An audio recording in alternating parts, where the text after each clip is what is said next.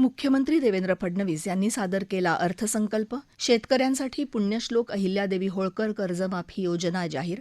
शालेय विद्यार्थ्यांच्या वाहतुकीच्या नियमांचं पालन न केल्यास वाहन जप्तीची कारवाई. मुख्यमंत्री मत्स्य संपदा योजनेला मान्यता. ही होती विधानसभेच्या आजच्या कामकाजाची वैशिष्ट्य.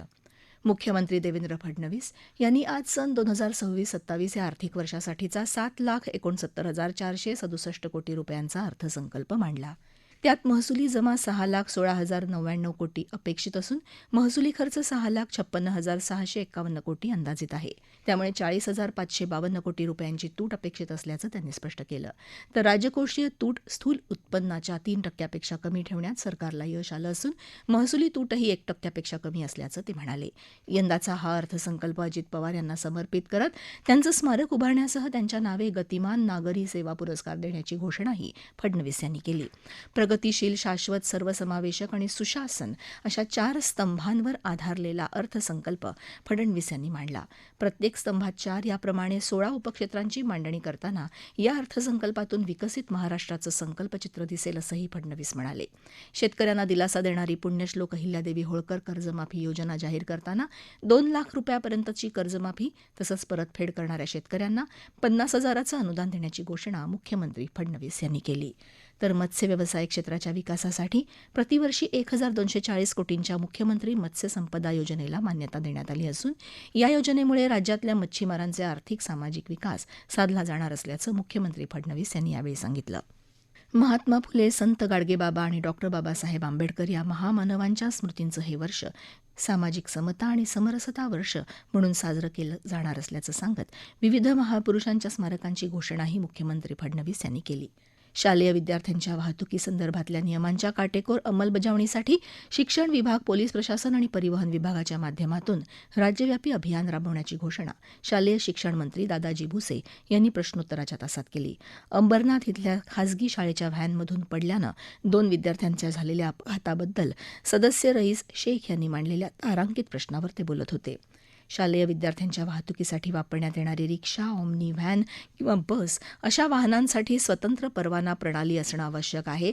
तसंच असे परवाने देण्यापूर्वी शासनानं निश्चित केलेल्या अटींची पूर्तता झाली आहे का याची काटेकोर तपासणी करावी.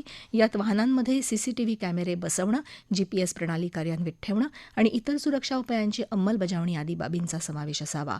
जर एखादं वाहन परवाना न घेता शालेय विद्यार्थ्यांच्या वाहतुकीसाठी वापरलं जात असेल असं आढळून आल्यावर अशा वाहनांवर तात्काळ कारवाई करून ती जप्त करण्यात यावीत असे स्पष्ट निर्देश विधानसभा अध्यक्ष राहुल नार्वेकर यांनी राज्य सरकारला दिले. अग्निवीरांची सैन्य दलातली सेवा समाप्तीनंतर त्यांना रोजगार उपलब्ध करून देण्यासंदर्भात उपाययोजना सुचवण्यासाठी राज्य सरकारनं स्थापन केलेल्या समितीचा अहवाल येत्या 4 एप्रिलपूर्वी सादर होणार आहे. हा अहवाल सादर झाल्यानंतर त्यातल्या शिफारशींच्या अनुषंगानं कार्यवाही केली जाईल असं मंत्री शंभूराज देसाई यांनी यासंदर्भात प्रश्नोत्तराच्या तासात सांगितलं. हिरामण खोसकर यांनी याबाबतचा प्रश्न मांडला होता. 2022 ते 24 या कालावधीत राज्यातून 11,000 अग्निवीर सैन्य दलात भरती झाले. यातले 8,250 अग्निवीर निवृत्त होणार असल्याची माहितीही देसाई यांनी यावेळी दिली. मुख्यमंत्री देवेंद्र फडणवीस यांच्याशी चर्चा करून अग्निवीरांना पोलीस दल, राज्य राखीव पोलीस दल, वन विभाग, उत्पादन शुल्क विभाग आदी विभागात सामावून घेण्याचा विचार केला जाईल असंही देसाई यांनी यावेळी सांगितलं. मुंबईत 2014 साली करण्यात आलेल्या सर्वेक्षणानुसार पात्र ठरलेल्या फेरीवाल्यांना यासंदर्भात सध्याच्या न्यायालयीन कामकाजानंतर निर्णय येईपर्यंत तात्पुरत्या स्वरूपात विक्रीसाठी जागा उपलब्ध करून देण्याचे निर्देश अध्यक्ष राहुल नार्वेकर यांनी राज्य सरकारला दिले. या निर्देशानुसार कार्यवाही करण्याच्या सूचना मुंबई महापालिकेला दिल्या जातील असं प्रभारी मंत्री उदय सामंत यांनी यावेळी स्पष्ट केलं. 2014च्या सर्वेक्षणात 32,415 फेरीवाले पात्र ठरले होते. मात्र नगर विक्रेता समिती गठीत न झाल्यानं त्यांना विक्रीच्या जागा उपलब्ध करून देण्यात आलेल्या नाहीत. याबाबतची लक्षवेधी सूचना रईस शेख यांनी उपस्थित केली होती. त्यावर अमित साटम, असलम शेख, अमीन पटेल आदींनी उपप्रश्न विचारले. न्यायालयात याविषयी दाखल याचिकेवर अंतिम सुनावणी पूर्ण झाली असून त्यावर आता निर्णय अपेक्षित असल्याची माहिती मंत्री सामंत यांनी यावेळी दिली. पात्र फेरीवाल्यांना जागा उपलब्ध करून दिल्या नाहीत तर हा अन्याय करणार आहे असं नार्वेकर यावेळी म्हणाले. आता त्यांना तात्पुरत्या जागा देण्यासाठी स्थानिक लोकप्रतिनिधी आणि रहिवासी संघटना यांना विश्वासात घेऊन त्या देण्यात याव्यात अशी सूचनाही अध्यक्षांनी दिली. यवतमाळ जिल्ह्यात बेंबळा सिंचन प्रकल्पातल्या कालव्याचं काम मिळवण्यासाठी बनावट अनुभव प्रमाणपत्र सादर केल्याप्रकरणी संबंधित कंत्राटदारांना काळ्या यादीत टाकण्याची घोषणा जलसंपदा मंत्री गिरीश महाजन यांनी यासंदर्भातल्या तारांकित प्रश्नाच्या उत्तरात केली. सदस्य नरेंद्र भोंडेकर यांनी याबाबतचा तारांकित प्रश्न केला होता. राज्याच्या अर्थसंकल्प सभागृहात मांडल्यानंतर दिवसभराचं कामकाज तहकूब करण्यात आलं आणि अर्थसंकल्पीय अधिवेशनाच्या दुसऱ्या आठवड्याचं कामकाज संपलं. विधान परिषदेच्या कामकाजाची सुरुवात प्रश्नोत्तरांनी झाली. नैसर्गिक आपत्तीमुळे बाधित शेतकऱ्यांना प्राधान्यानं मदत व पुनर्वसन मंत्री मकरंद जाधव पाटील. छत्रपती संभाजीनगरमधल्या जमीन गैरव्यवहार प्रकरणी एसआयटी स्थापन करणार महसूल मंत्री चंद्रशेखर बावनकुळे. महाराष्ट्र जमीन महसूल संहिता सुधारणा विधेयक 2026 विधान परिषदेत मंजूर. ही होती आजच्या विधान परिषदेतल्या कामकाजाची काही क्षणचित्र.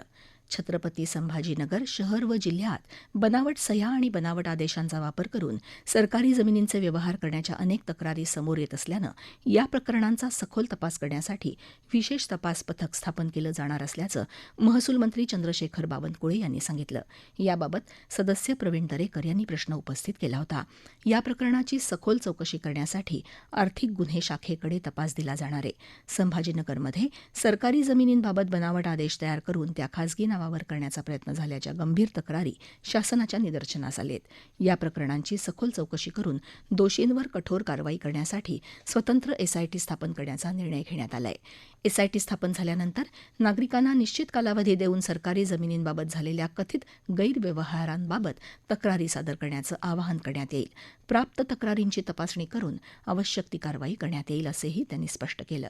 तसंच बनावट आदेश तयार करणाऱ्यांचा शोध घेण्यासाठी पोलीस आणि महसूल विभागाच्या अधिकाऱ्यांच्या संभाव्य सहभागाबाबतही चौकशी सुरू असल्याची माहिती त्यांनी दिली.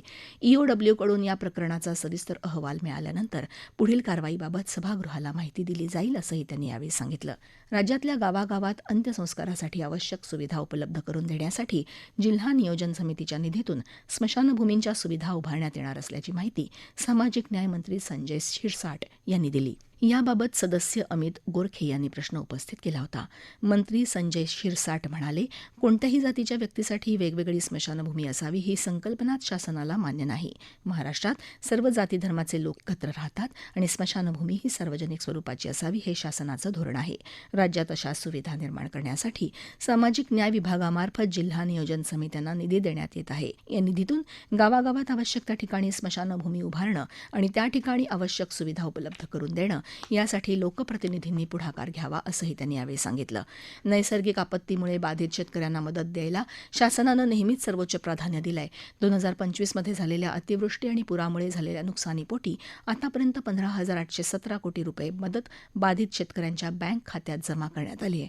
काही शेतकऱ्यांची ई-केवायसी, बँक संलग्नता किंवा इतर तांत्रिक कारणांमुळे मदत प्रलंबित राहिली असल्यास ती तातडीनं देण्यासाठी जिल्हाधिकाऱ्यांना सूचना देण्यात आल्या आहेत. यासाठी मंडळ स्तरावर विशेष शिबिरं आयोजित करून प्रलंबित प्रकरणांचा निपटारा करण्याची मोहीमही राबवली जाणार असल्याचं मदत व पुनर्वसन मंत्री मकरंद जाधव पाटील यांनी सांगितलं.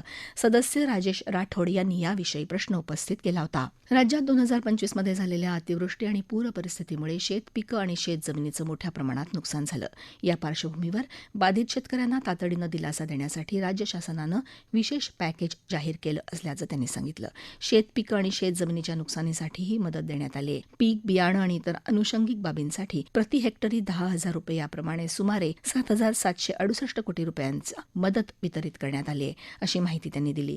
तर मंजूर 20,128 कोटी रुपयांच्या मदतीपैकी आतापर्यंत 1,02,834 बाधित शेतकऱ्यांच्या 79,83,581 हेक्टर क्षेत्रातल्या बाधित पिकांसाठी सुमारे 15,817 कोटी रुपये थेट लाभ हस्तांतरण पद्धतीनं शेतकऱ्यांच्या खात्यावर जमा झाल्याचं मंत्री मकरंद पाटील यांनी सांगितलं. अतिवृष्टीमुळे झालेल्या नुकसानीच्या पार्श्वभूमीवर केंद्र शासनाकडेही मदतीसाठी सुमारे 29,781 कोटी रुपयांचा प्रस्ताव पाठवण्यात आला आहे. केंद्रीय पथकाकडून राज्यात अहिल्यानगर, बीड, सोलापूर, धाराशिव या जिल्ह्यांना भेट देऊन परिस्थितीचा आढावा घेतला असून केंद्र सरकारकडूनही लवकरच मदत मिळेल असा विश्वास त्यांनी व्यक्त केला. राज्यातल्या कोणत्याही बाधित शेतकरी मदतीपासून वंचित राहणार नाही असं स्पष्ट करताना आत्महत्याग्रस्त शेतकऱ्यांच्या कुटुंबियांसाठीही विविध योजनांमधून मदत दिली जाते. घरकुल योजना, महिला व बालविकास विभागाच्या विकासाच्या योजना आणि इतर शासकीय योजनांमध्ये अशा कुटुंबातल्या विधवांना प्राधान्य देण्यात येत असल्याचंही त्यांनी या प्रश्नाच्या उत्तरात सांगितलं.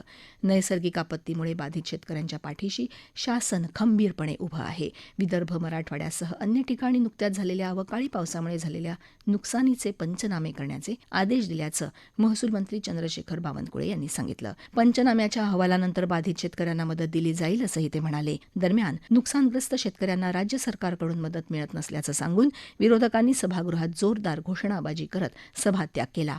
महाराष्ट्र जमीन महसूल संहिता सुधारणा विधेयक 2026 महसूल मंत्री चंद्रशेखर बावनकुळे यांनी मांडलं. या माध्यमातून महानगरपालिका आणि नगरपालिकेत गायरान जमीन विकसित करण्यासाठी राज्य सरकारला हस्तांतरित करायला मुभा देण्यात येणार आहे. विधेयकावर सदस्य सतेज पाटील, शशिकांत शिंदे, भाई जगताप, शिवाजीराव गर्जे यांनी सुधारणा मांडल्या. त्यावर बोलताना या जमिनी सार्वजनिक वापरासाठी करण्यात येईल तसंच त्याच्या वापरासाठी नियमावली तयार करण्यात येईल अशी खात्री दिली. तेव्हा सदस्यांनी सुधारणा मागे घेतल्यानंतर विधान परिषदेत बहुमतानं मान्य करण्यात आलं.